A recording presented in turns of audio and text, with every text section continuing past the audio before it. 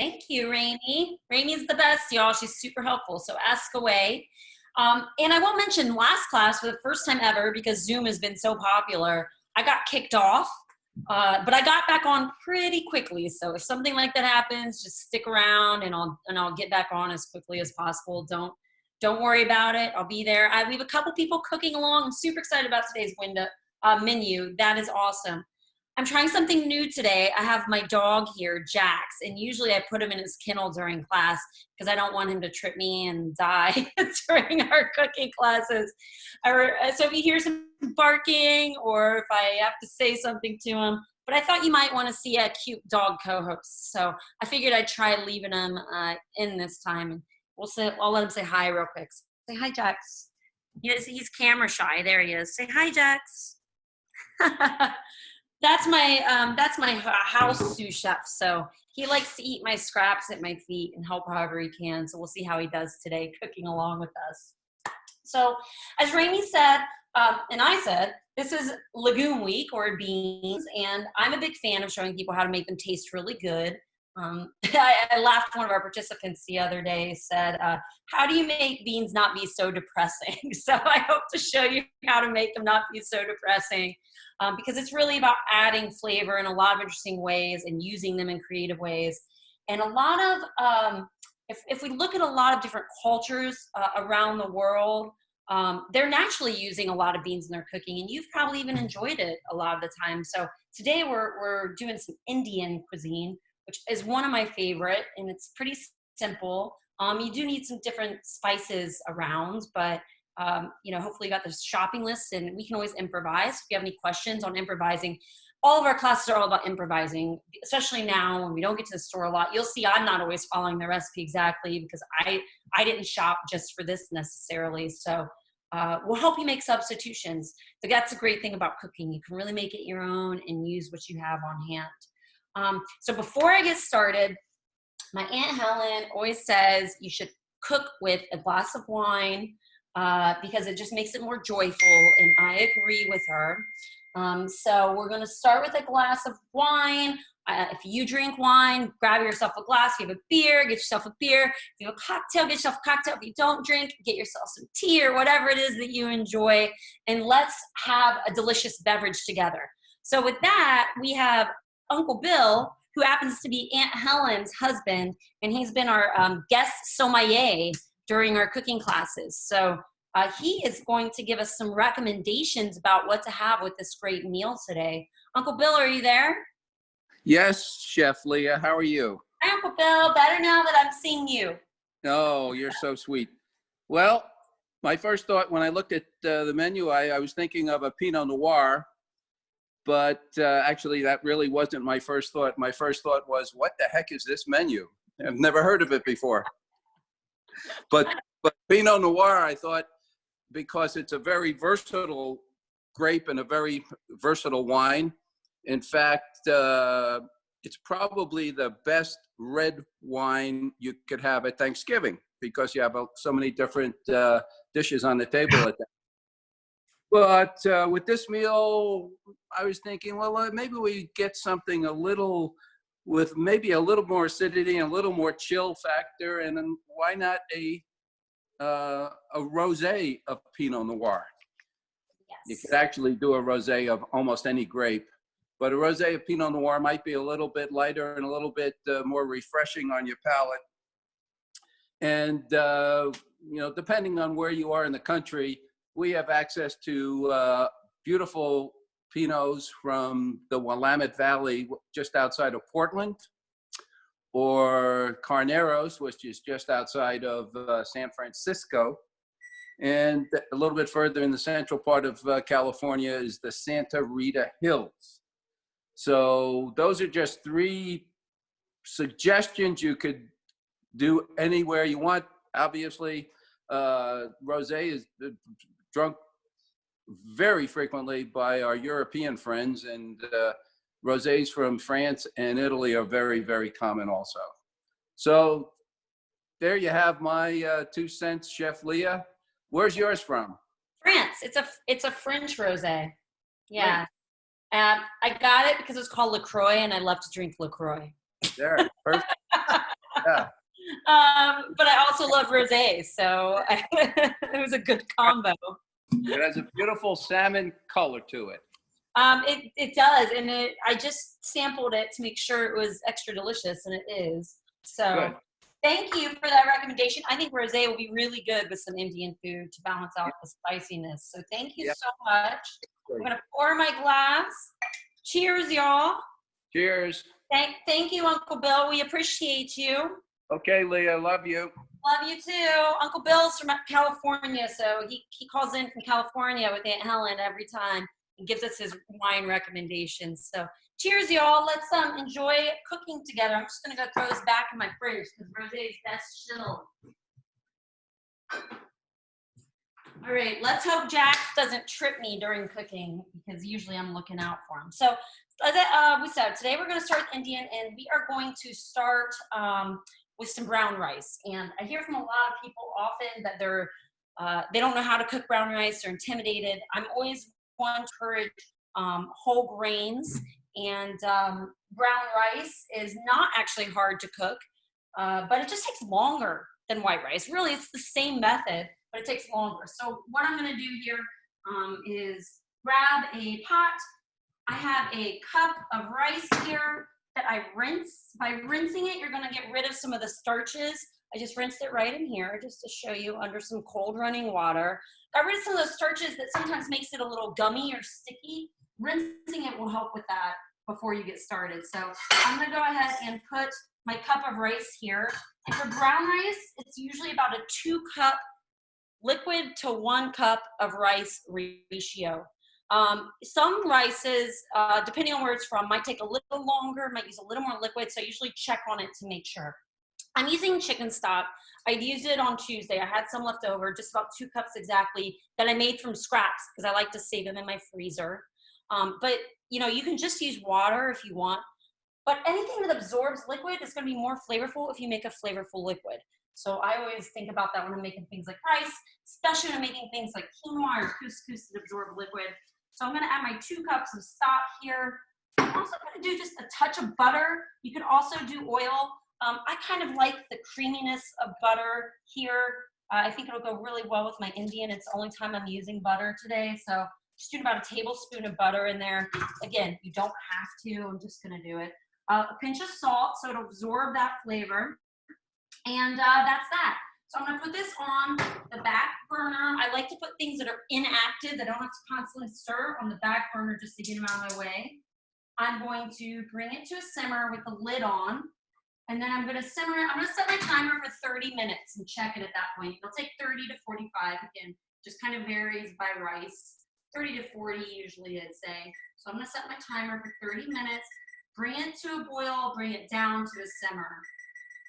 And just get that going. So in general, you always want to usually get your grains going first because they're going to take the longest, and you can let them cook while the rest of your food is going. So when you're cooking, you want to think about that. What's going to take the longest? I need to get that on first, then I can go to the things that are going to be shorter.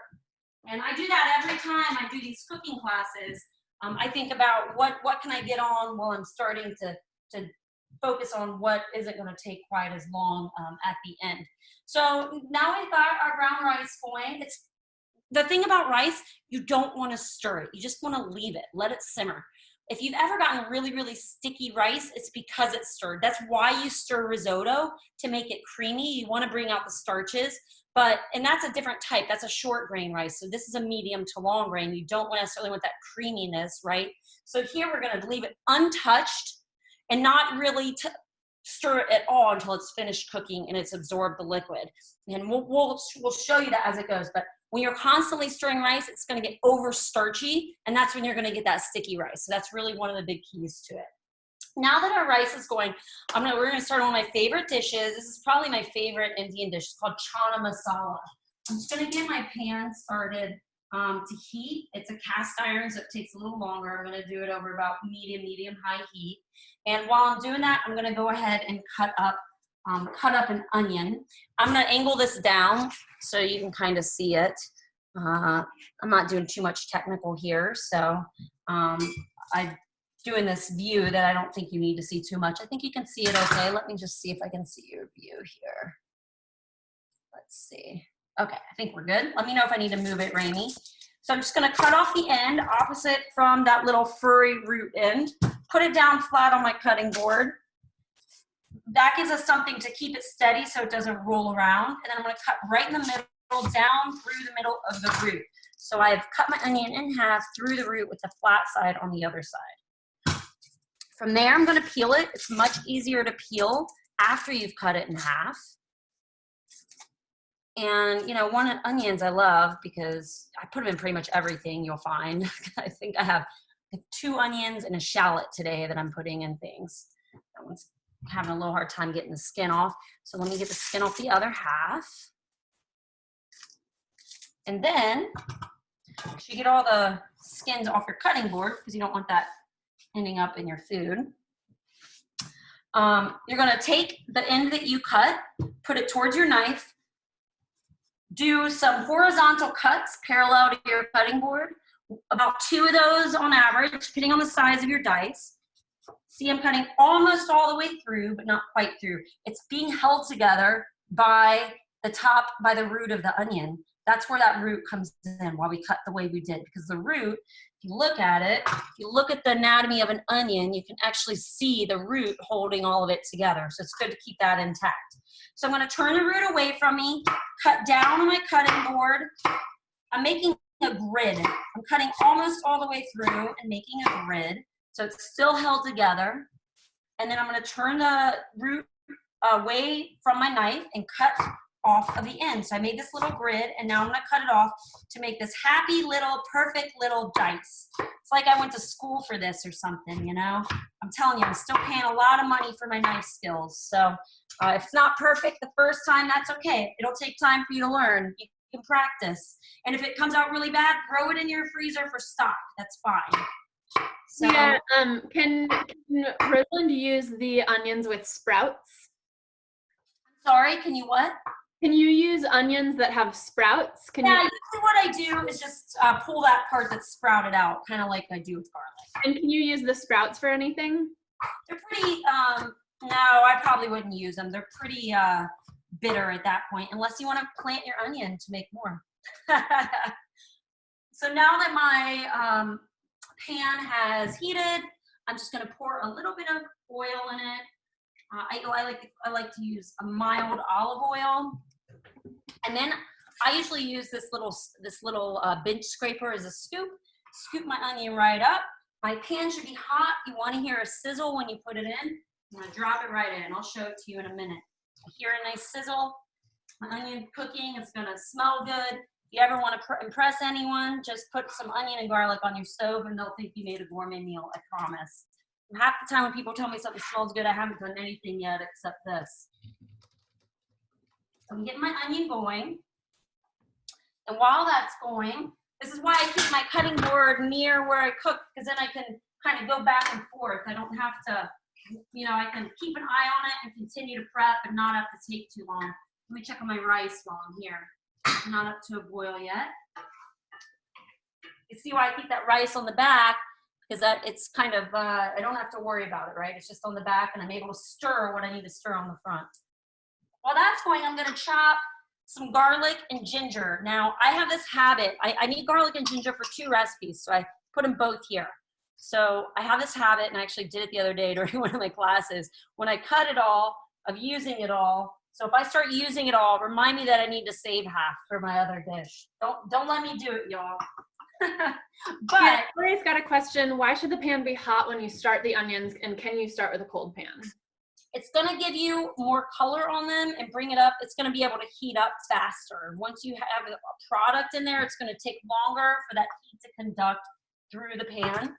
And we wanna get a little color. So if you're starting it from cold, it's not really gonna get the color that it gets there. It's not gonna kill it, especially if you're just sweating it. It just might take a few minutes longer. If you're trying to get color on it though, it's better if you heat up the pan first. But again, it's not going to be the end of the world if you do it the other way.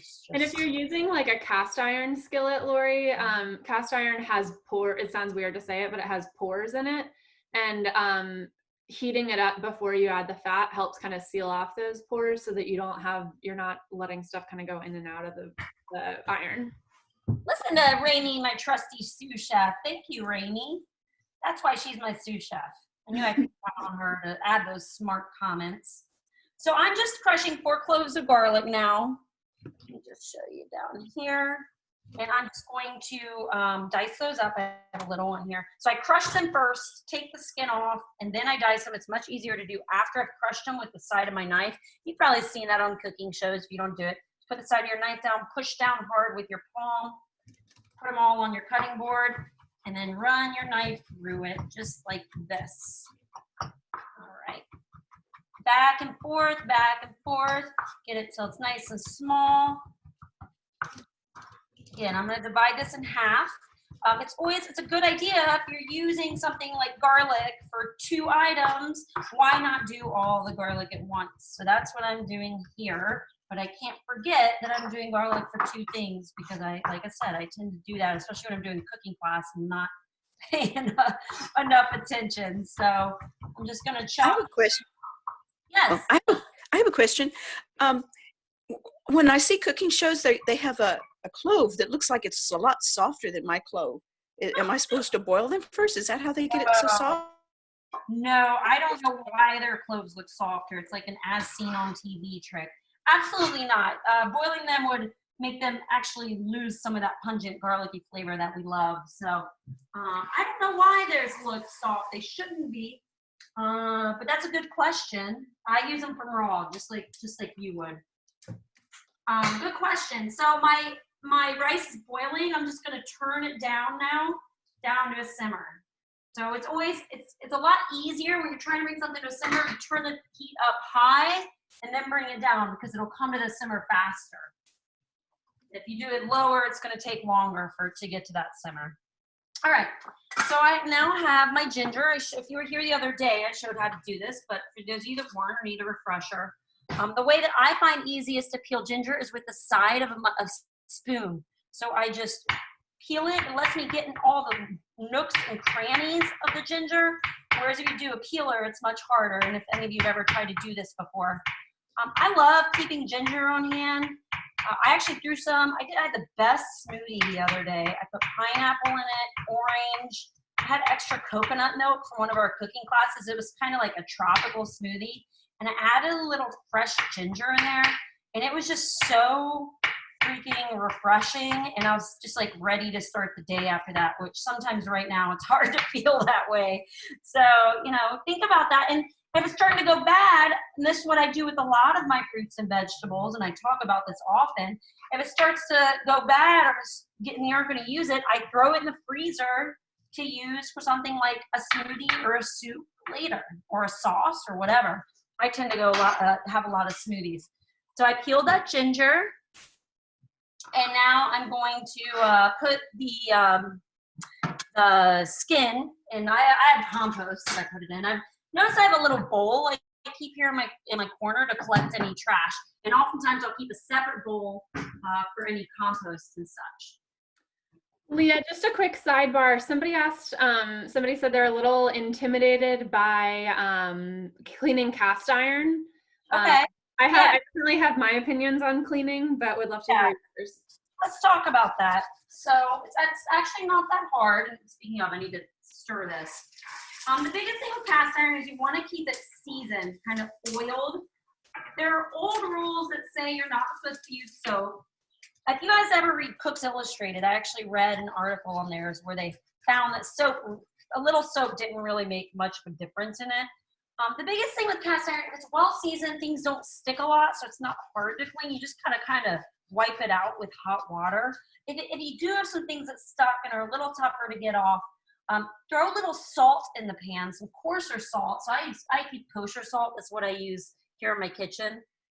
And then if you rub the salt in the pan with like a sponge or a towel, it will help loosen anything that's on there. After you wash it, you want to dry it right away. And then you want to oil it, especially if it's not seasoned well. I don't have to oil mine every time because it's pretty seasoned. But if it looks a little dry, or if I haven't used it in a while, I'll oil it and heat it with a neutral oil, something like a vegetable-based oil, like a canola oil or something along those lines. Just rub a towel in it, oil it all up, heat it up, and that kind of helps to season it and set it until it gets nice, and then it'll be ready to go the next time you use it. It's actually not hard. You'll find after you get used to using cast iron that that it actually is almost easier to clean than I feel like cast iron's kind of bulletproof. I feel like everybody talks about like big, important, scary rules about cast iron, and that's why people get intimidated. But the only rule that I worry about is not to let it stay wet.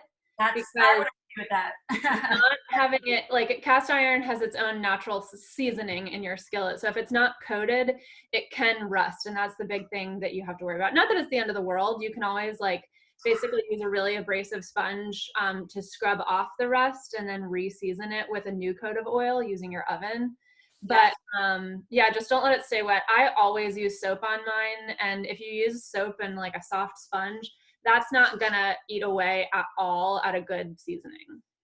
And I told you, I actually read a study that said the same thing. So, you know, it's not as hard as you think. And as I agree with Rainey, the biggest thing is not keeping it wet because it will actually rust. So speaking of that, one follow-up question on cast iron. Somebody said they have an electric stove and cast iron scratches the surface. Is there anything you can do about that? That's interesting. Yeah, not really. Cast iron is probably not best for your electric stove. Cast iron will work on induction, actually, but for that, you know, you might just get a nice, instead of a cast iron, it might just get a nice stainless steel, heavy bottom stainless steel stove, which will also work beautifully. There's a lot of great products out there now that you can use. So I just added half. I remembered to divide it in half. I almost forgot. Half of my garlic and ginger, just to get nice and aromatic. The reason I didn't put that in right away is because onions take a little longer, and I didn't want my garlic and ginger to burn. I'm gonna add a little more oil in here, and I'll show you this in a second. I'm also gonna show you just how much my rice is simmering. Looks pretty good. I might turn it down just a little bit. So here, let's bring it over with the computer. Okay, so you can see my rice there. I'm gonna turn it down just a tad. I don't want that water to evaporate too quick. And here's my onions, garlic, and ginger over here. It smells amazing in here, by the way. Let me put my lid back on over here. The reason that's important to keep the lid on while I'm cooking my rice is because if not, that water will evaporate out too quickly rather than absorbing into the rice. So if you find you've left the lid off, you might just need to add more water to it. The water kind of helps keep the moisture within the pan.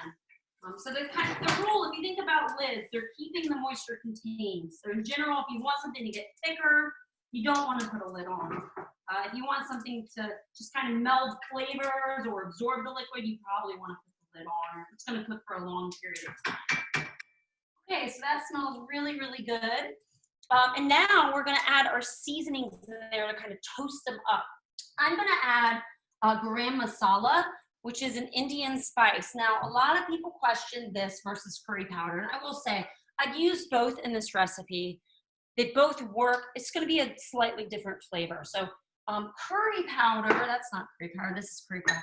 Curry powder is not, you don't go to India and really find curry powder. Curry powder is actually a British-made concoction that's a mixture of Indian spices. And the reason they did that, and I don't know if all of you have been to the UK, but they actually, curry is one of their national dishes. So some of the best Indian food I've ever had was in the UK.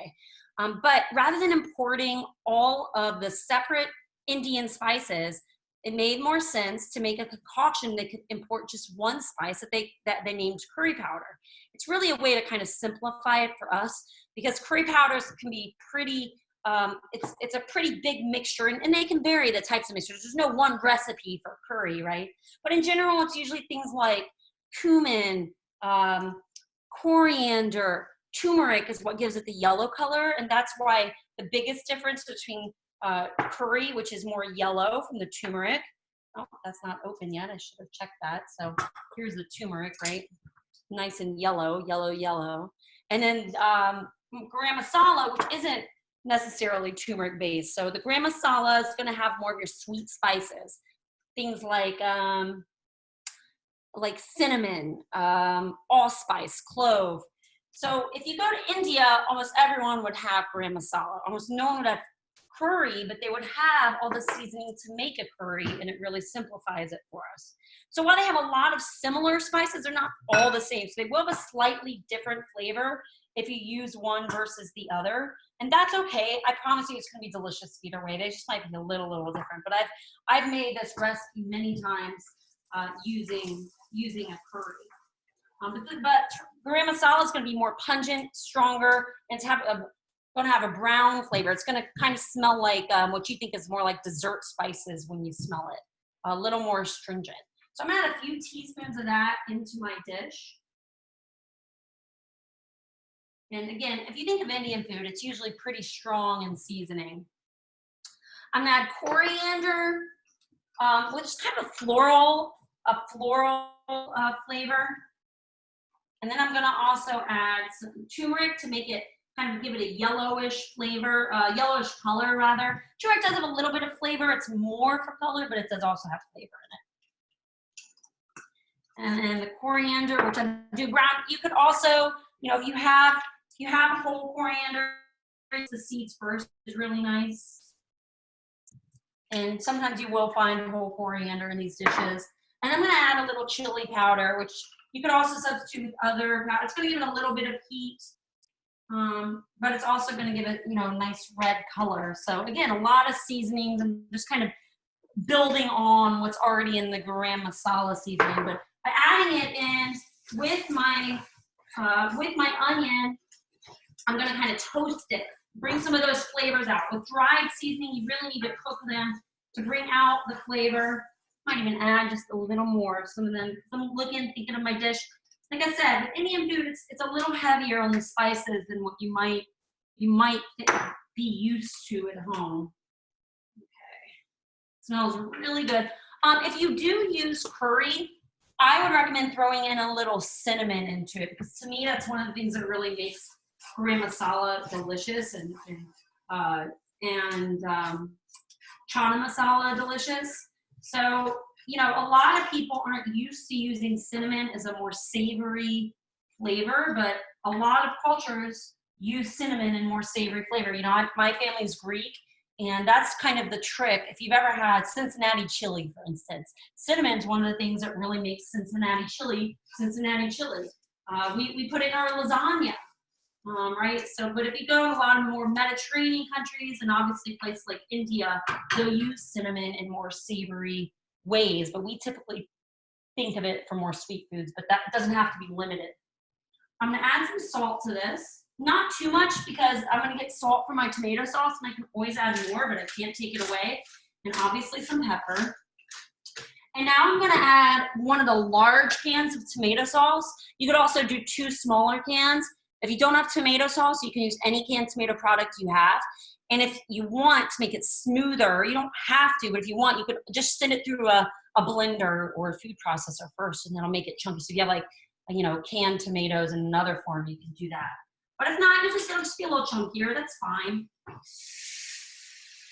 Again, tomato products is one of those things I will never run out of, because I will tell you, I had, like, I don't know, at least 4 different types of canned tomato, and I've used almost all of them at this point in the last few weeks. It has a lot of the umami flavor, like a savory flavor that you get from a lot of meat products usually, but canned tomato products are pretty high in umami. Let me turn this down a little bit. But it also has a good acid, and it has a little sweetness, and it's just a nice way to add flavor to a lot of dishes. And if you've been with me at all these previous cooking classes, you've seen I've used a lot of tomato product, and it really does add a new dimension. So I added that tomato sauce, and now I'm going to add a can of garbanzo beans, also known as chickpeas. You could use any other legumes, and I pretty much say most of the time beans are interchangeable. So, all right, I'm just going to let this simmer until it gets nice and thick, and I'm going to taste it along the way, see if I need to adjust the seasonings, and let it be. And that's that.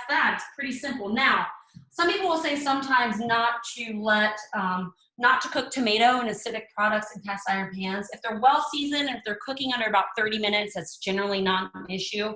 If you're gonna cook it for a longer time, you may not wanna do cast iron. It'll leach some of the iron from the pan and kind of make it taste metallic if it's there for too long. But it will also ruin some of the coating, some of that seasoning on the pan, which you can fix easy enough. So it's not the end of the world if you use it, but you know, I tried, if it were cooking longer than 20 to 30 minutes, I would probably be using a non-cast iron pan instead. Okay, so while that's going, we're now gonna go to these sweet potato patties. I'm so excited by these. I'm gonna make this fun raspberry sauce, which I get to show you how to use some great frozen raspberries, which, oh, I just made a mess. Luckily you didn't see that. I just spilled black-eyed peas. I'm expecting Jax to come help me clean them up any minute now. So I'm doing this fun raspberry sauce from frozen raspberries. And you know, frozen foods, fruits and vegetables are one of the things I've really been advocating for, but I love using fruits, again, in savory applications. I'm gonna show you how to make a chutney to go with these black-eyed pea and sweet potato patties, which is like a veggie burger. But I'm just gonna have more as an appetizer, so I'll show you, you can really go either way. And it's so much better if you make these than buying one that's already frozen. So what I have is I cook some black-eyed peas. I like black-eyed peas because they only take about 30 minutes to cook. I just added them to water and boiled them, and that was that. I drained them. They're one of the two legumes, like black-eyed peas and lentils, that cook really fast. Lentils would also be really good in this. Chickpeas would be good in this. You could cook those from scratch or use canned. And what I'm doing is just lightly mashing these. I don't want to mash. I just want to lightly mash to make it a little creamy. But to be honest, the black-eyed peas are going to create some texture, and you don't want a mushy, veggie burger or a mushy veggie patty. So I still want some chunk, but this is also going to help keep it, help it be able to form by mashing it just a little. You could also send part of it through the food processor and pulse it if you're feeling a little lazy. That's fine. I'm using a potato masher. You can use a fork.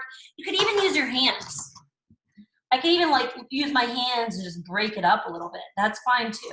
Right? It doesn't matter. I'm going to break them up a little. Somebody was asking what would be a good substitute for sweet potatoes?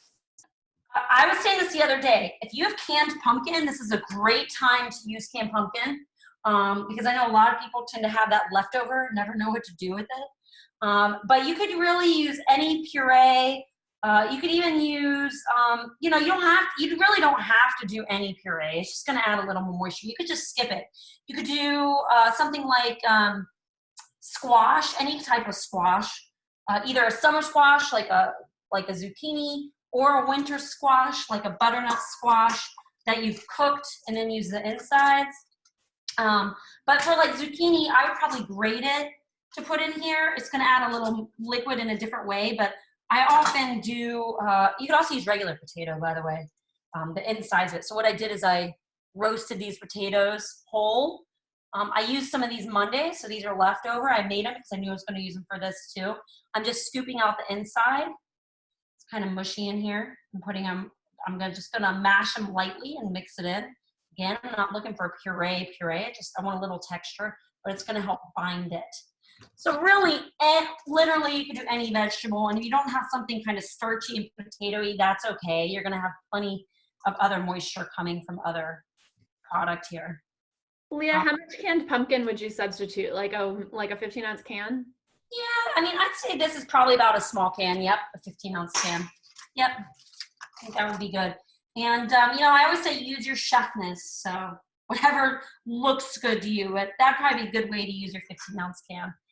Looks like I got a little skin in here. So I'm just gonna mix that in, kind of lightly mash it while I'm doing it because it's already really soft. So I don't have to do too much.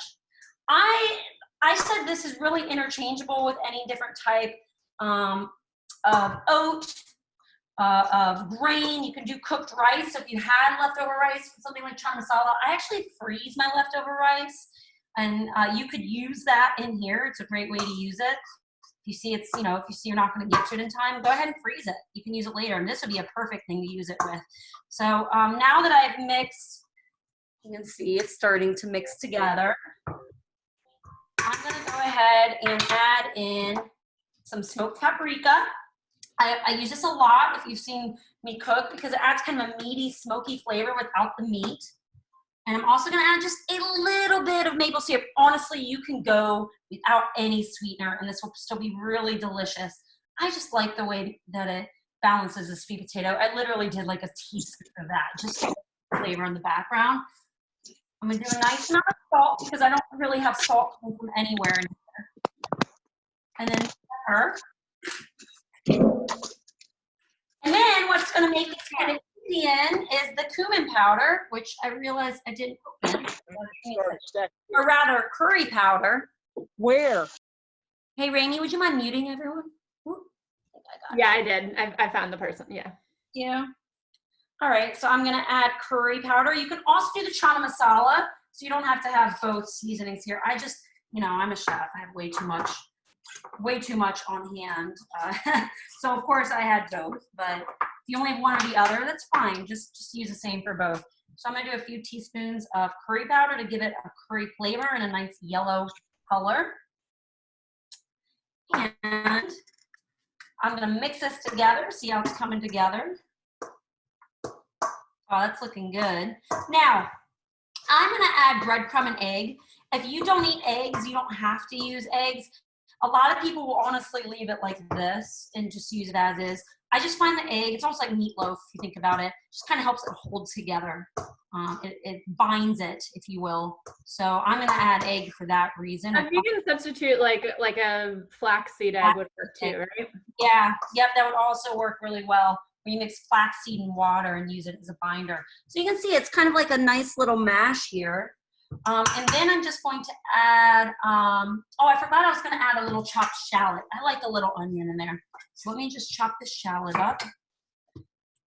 And this is a shallot if y'all don't know. It's like a little mini onion. I kind of think it's like a mix between onion and garlic and flavor. So you could do red onion, you could do no onion, you could do a regular onion, you could do green onion. Think about veggie burgers or veggie patties.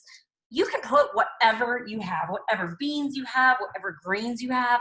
I've done beet and carrot burgers.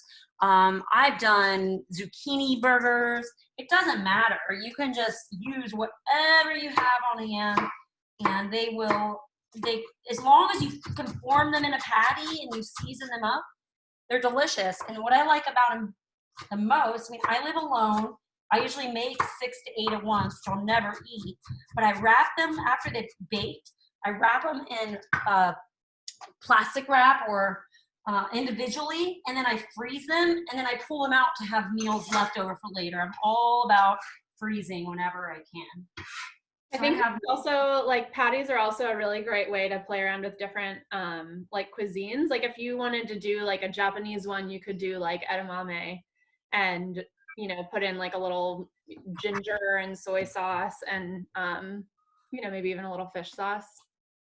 I agree. So my water has dried up. I'm tasting my rice. I'm gonna add just a touch more liquid because it's not quite done yet. As I always say, taste it. If you wanna know if something's done, taste it. See if the texture's good. I'm gonna put this on for just a couple more minutes and my rice will be finished. It'll be perfect. So I just add a little more liquid. And I'm gonna let that, I just wanted to get it spread on the bottom. It's almost there. So put it on for like 4 more minutes and it'll be good. Okay, the last thing I'm gonna do for this is add a little bit of oats just to kind of bind it together. Again, rice would work well. Quinoa, if it's cooked, would work well here. You don't have to do any really. I'm just adding it for a little texture. And then I'm gonna add a little bit, actually I'm gonna add an egg first, so. Add an egg, that's gonna bind it together. And then from there, I'm going to add breadcrumb, enough to make it form into a patty and not be too moist in my hand. And I don't even know if I'm gonna have to add breadcrumb because it's not too moist to be honest. So let's see how this is looking. I think you can see that. I'm so excited. This color is beautiful. I'm gonna love these and it's gonna be so fun with my raspberry chutney. Color is gonna be beautiful. So I'm gonna get the nice orange. I'm always thinking about that, right? Not just how things taste, but how they're gonna look. I'm gonna get the nice orange from the turmeric and the sweet potato with little white specks for my black eyed peas, and that bright kind of pinkish, purplish, reddish color from my raspberry chutney. It's gonna be awesome. So I'm just gonna touch this and see how wet it is. You don't want it to be sticky, but you want it to be, you know, kind of firm. It's a little wet, so I'm just gonna add some breadcrumbs to make it not be so wet, but still adhere well together. It's kind of like I said, like meatloaf, same idea. The breadcrumb and the egg are gonna bind together. You can also use non-gluten alternatives. You could use flours in here, like a chickpea flour would work really well. I did roasted chickpeas the other day, and sometimes what I'll do is I'll roast them a little longer, and then I will actually grind those up and make them into a crumb, which I've used as a substitute for breading and for something like this to bind it together, and I find it works really well. By the way, if you don't eat gluten, I really like chickpea flour in a lot of recipes. Like if you find a roux, chickpea flour is a good substitute for things like that. So look, I have this nice mixture here, and then I'm going to form it into patties. What's the time we're looking at? Okay, perfect. Right on time.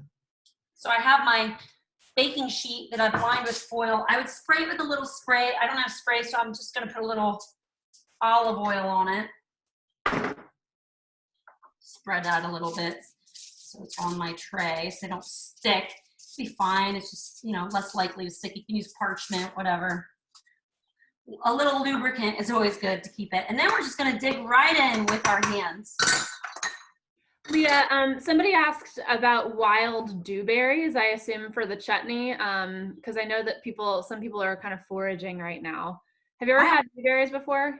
No, have you? No. Jacqueline, what are they like? Very curious. I don't know about them. Where are they from? Jacqueline says the sauce tastes good though. No, that sounds. I know that dewberries are local here. I've heard people talk about them, but I don't know what they taste like at all. I would love to try them. I would say any berry would work well. I just like raspberry. Similar to blackberries. Ooh, So yeah, great. Yeah, I think any berry would work well for this, fresh or frozen. I tend to like frozen because they are picked at their peak ripeness. So that any time of year you can get a nice, you know, kind of ripe berry. So like frozen raspberries, I find tend to be a little sweeter than the fresh ones, and I can always have them on hand. I also like the raspberries because of their color and just the flavor, right? They're a little more tart. But again, you can use other substitutes. I just think raspberries are a lot of fun, and I love to cook with them whenever possible. So what I did here is I made little balls of this, and the reason I made the balls is just, I want to kind of get them. You can also use something like a cup measurement to get them the same size.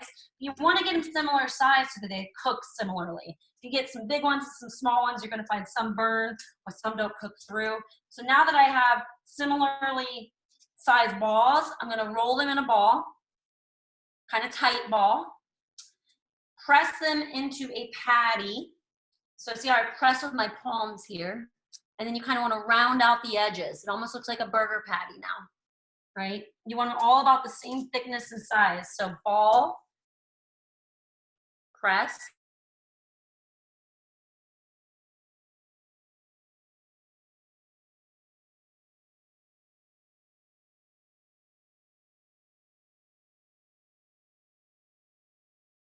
Is everybody else stuck?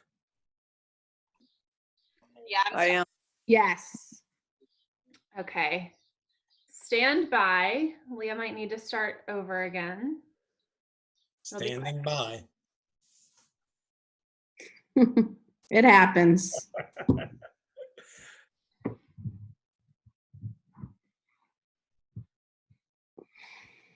Hi, baby brother. Hey, Helen, how you doing? I'm missing you, buddy. Oh, I miss you too, Helen. We'll have to finish this cooking class if we can't get Leah back. Hey, Jim, man, I love you, man. I love you too, Sommelier.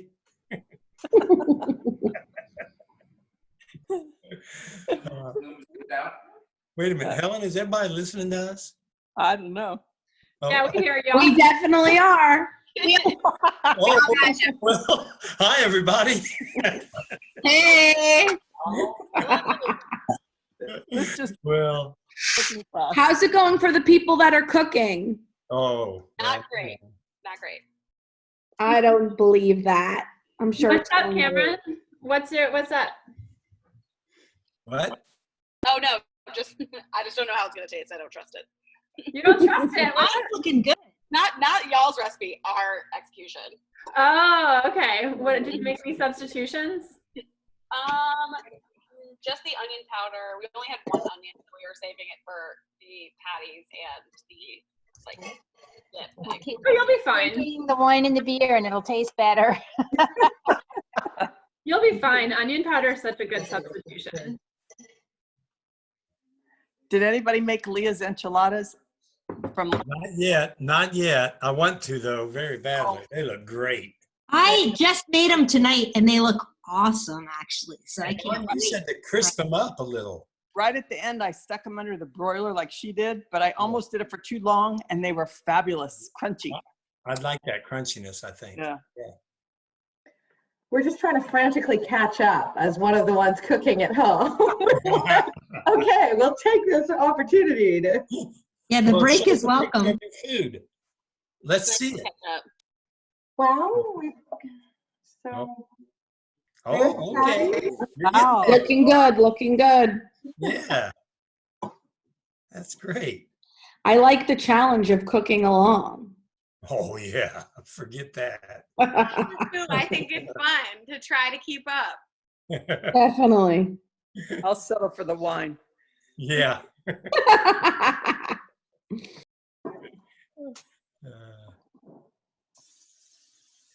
No. Poor Leah's probably freaking out right now.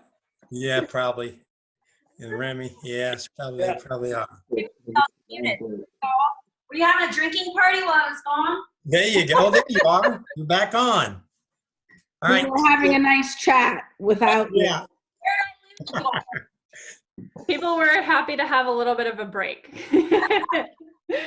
Okay, I'm gonna go ahead and mute everyone else, y'all, and Leah, I'll unmute y'all when you do. I'll unmute you after I do. I'm glad I made that disclosure about getting kicked off. Before I got kicked off. What was your question?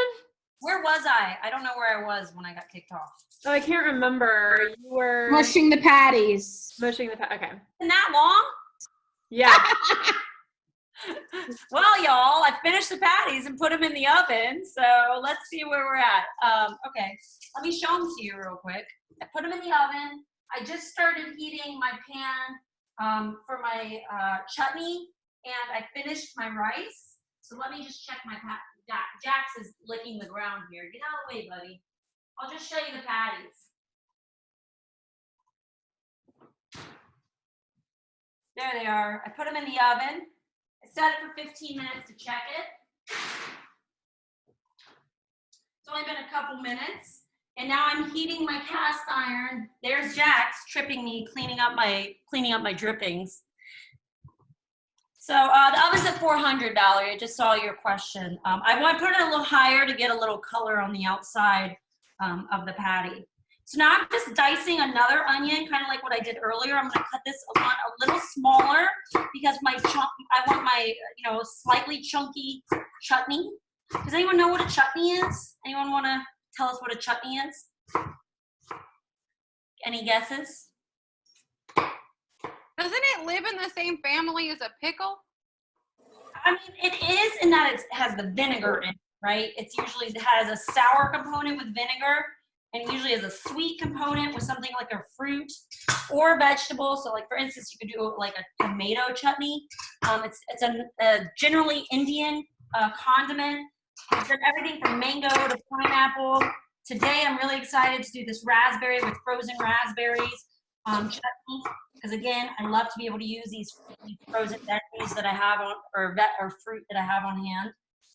But it's the same as a pickle in that it's going to have that sour component, and that's where the vinegar. So you're really going to get a fun balance of sweet and sour here, which I really enjoy. Okay, so my pan's hot, and again, I'm just going to sweat my onion a little bit. Let me just put it in my pan. It's nice and hot. By the way, I have this great Staub pan, or pot rather, and I've been seeing them on sale lately. So if anyone wants a good Staub, it's a 4-quart, and I've been seeing them on sale all over. And I love this thing here. I'll show it to you. I use it all the time. It was a little more. I think I got it on sale for what I'm seeing it now for like $100, but I will have it for the rest of my life. It's a good Christmas gift for people too. All right, so let me just stir this. So I'm gonna do my onions, and then I'm gonna add the rest of my garlic and ginger in here. Let that cook for just a minute. And then I'm gonna add this beautiful, look at that color on those frozen raspberries. It's gonna be so delicious. I'm gonna add that. I'm gonna add first I'm gonna add my seasoning. I'm gonna add some brown mustard seed to make it pop a little. And then I'm also going to add, what else am I adding to it? There was another seasoning, cumin, coriander. There was coriander and mustard seed. Just lost it. There we go. Mustard seed, yeah, coriander, yep. So I'm gonna add a teaspoon of mustard seed until it kind of pops. That's what I'm gonna listen for. And again, if you don't add mustard seed, you don't have to add it. You could also add a little fresh mustard, but wait a little longer before you add that. I love seeing you cook. Who is that cooking? That's awesome. Okay, so I'm gonna also add a little coriander, which kind of adds a floral note, and the mustard will add a little pop to it. I'm just gonna stir this all together. Again, I'm kind of toasting the spices, hearing for a little pop with my mustard seed. Oh, that smells amazing. Just give this a quick stir. This is pretty thick. I'm gonna turn off my Chana Masala. Let me show you how thick it is. I'm gonna taste it too. Oh, that's gonna be good. Let's see, nice thick tomatoey sauce. Look at that.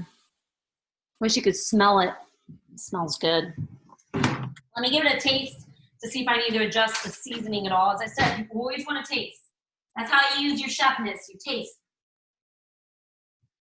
I don't need any more salt. The tomato I got was pretty salty to begin with, so I'm glad I didn't add much. That's great. Okay, so now I'm gonna add my delicious frozen raspberries, which are gonna create this beautiful, colorful sauce.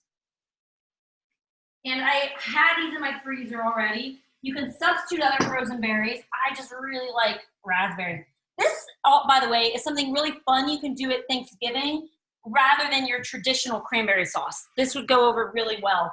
I love using raspberries as a little, you can also mix them with cranberries. They're also good mixed with apple, but it's a fun thing to make that might be a little different for people. Okay, so now I have those raspberries in there. I'm gonna add about 1/4 cup of apple cider vinegar. You can substitute any vinegar in there as well. Red wine, white vinegar, champagne. And I'm gonna do about 1/4 cup in there. Just enough to give an acidic splash, and some of that acid's gonna cook off. I'm gonna zest 1 orange, which I'm gonna use this microplane and just rub it off right over the top. The zest has the oils of the orange, so you're gonna get some of that strong orange flavor. And this is one reason why I think this would go so well with your Thanksgiving meal as a little non-traditional twist on that canned cranberry sauce.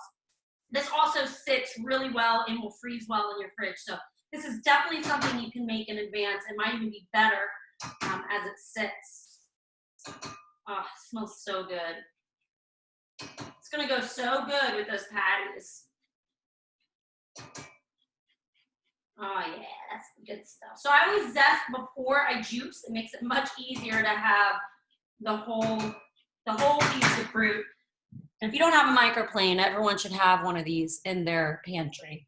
So now I'm just gonna have my orange. By the way, to get it nice and juicy, you can roll it on your cutting board. See what I'm doing here? Roll it. You can also microwave it for a couple seconds to get it a little softened, but I just roll it so I don't really change the flavor. You can do it over, if you have something with seeds like a citrus, you can do it over a strainer. I do it over my hand to catch any seeds that might fall and get any juice in it. if you don't have orange, it's okay. You don't need to use it. I just like the dimension that it adds to it. It's kind of sweet and sour, so it goes really well with the frozen raspberries. Oh, it's gonna be so fun. You know what probably be good is if I added tomato. You can make like almost a raspberry ketchup. And that's another thing I've thought about doing. I might do one of these days, a raspberry barbecue sauce, which is kind of like ketchup. So now that that is going, let me just give it a stir. Oh, that's looking beautiful. I'll show it to you in a second. See if I'm missing anything from this. Oh, I want a little sweetener. So really for a chutney, and I'm also gonna add some red pepper flakes because I like a little spice. I'm just gonna do a touch of red pepper flakes. If you don't like it spicy, I really like the acidity with the sweetness and the spice. I'm just gonna add a little bit of that maple syrup just for a touch of sweetness to bring it out in the raspberries. And for chutney, it's really about the balance of the sweet and the sour. So having both in there, I'd say, is pretty important. And then I'm just gonna let that simmer. All right, just gonna need a couple more minutes. This is a case where I wanna leave the lid off so that it can get nice and thick.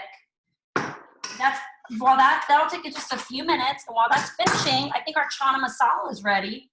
So I'm gonna go ahead and plate that. So with rice, after you've let it sit, make sure this isn't too hot. You can see it's a nice even layer in here, right? Because I didn't stir it. Yes, drink that wine. Do it. Cheers. I'm gonna have some wine too. I often forget to drink it while I'm cooking. Okay, now I'm gonna take a fork and fluff it. It's gonna make it nice, fluffy, not stuck together. And you will find you make perfect rice. Notice that is the first time I've stirred it the whole time. It's just to fluff it. That looks delicious. And I have all that, I cooked that chicken stock in there. So it's gonna have all that nice flavor, but you can just do it in water, it's fine. It also has a little butter in it. So I'm going to put a little rice in my bowl.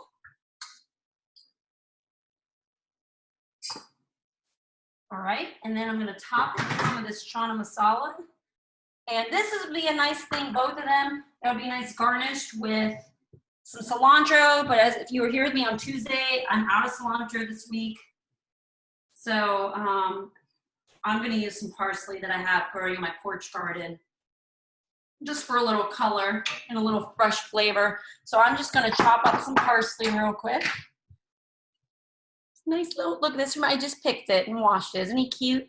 You could use some green onions. You don't have to do any, it's just, I always like my food to look good and kind of brighten it up with fresh herbs. So whenever I can, I do. So I'm just gonna chop it kind of like I did my garlic earlier. Just picked off the leaves, run my knife through it on the cutting board.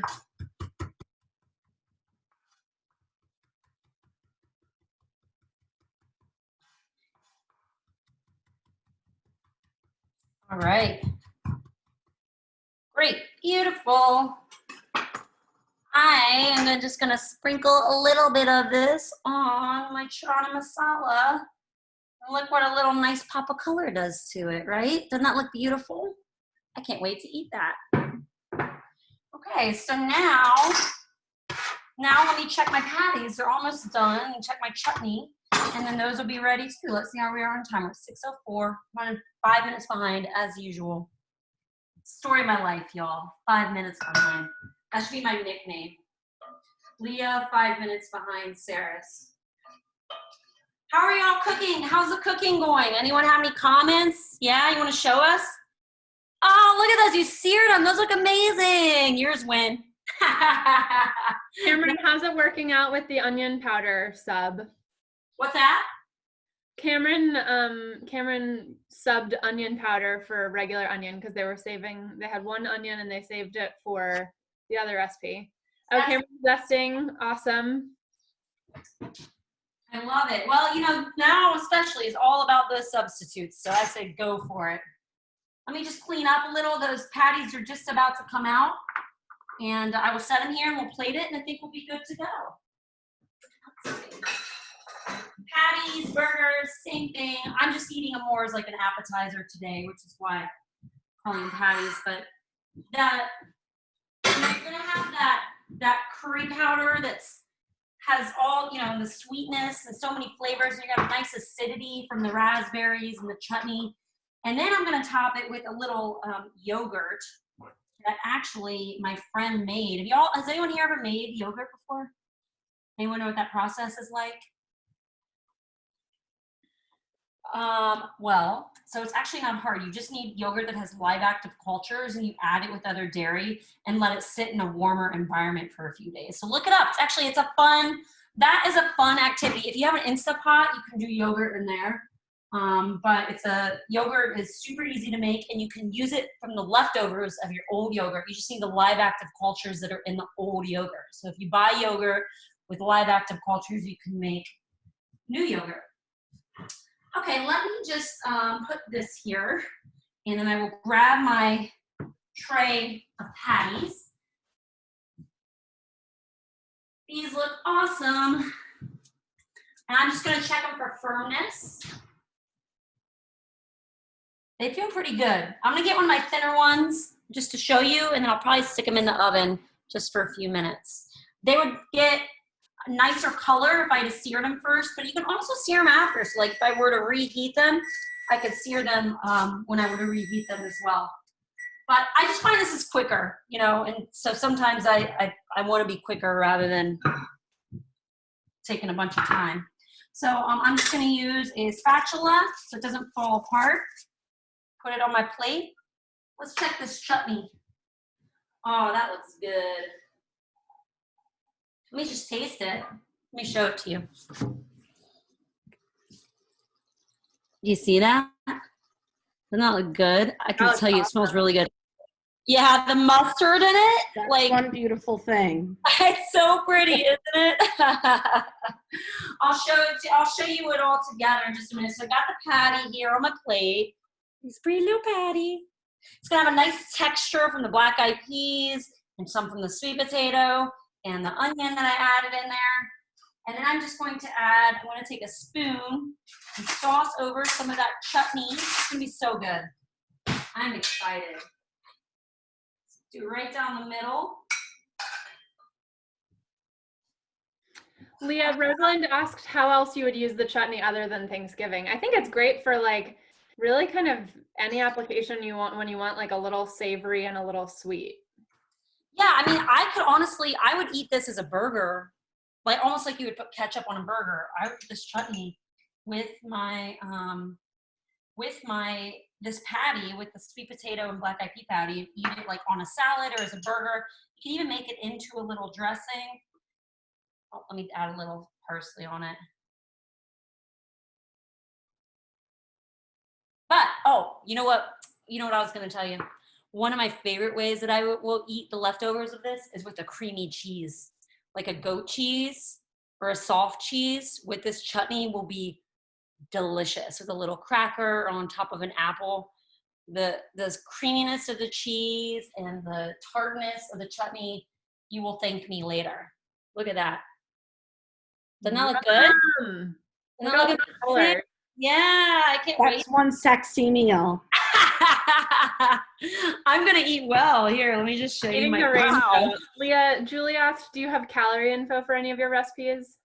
I can do them pretty easily, and honestly, my dietitian mind, I can probably calculate them pretty quickly. It depends on the serving size. But I would say one of those patties is probably 200 calories. The sauce, a couple tablespoons of it is maybe 50 calories. So it's probably like 250 calories for all of that without any bread or anything. And for the Chana Masala itself, for one serving, it would be 300 to 350 calories. It's all pretty low because it's plant-based foods, right? And we didn't put a ton of extra fat in it. Oh, this looks good. All right, I'm shutting this off. Can we get one more shot of the dishes again? One more shot. Let's see. Here's our Chana Masala. And here is our veggie burger. It's going to drip on my computer. So fantastic. Looks good. Yeah, thank you. There we go. That's a little better. with my Rand is muted because she's cooking, frozen- but she's clapping. frozen raspberry chutney.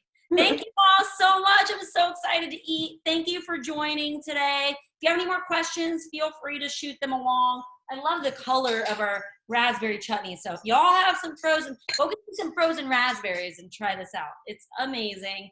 I'm so excited. Next week, we are venturing into whole grains. So Tuesday, I'm going to do an homage to dairy. And we're going to do some cauliflower mac and cheese, so a slightly healthier version. I'm actually going to use frozen cauliflower for that, but you can also use fresh. And then we're going to do some baked zucchini with Parmesan. And then I'm going to do a little dessert with some roasted fruit and a yogurt whipped cream. It's going to be real good. And Thursday is TBD. Let you know soon.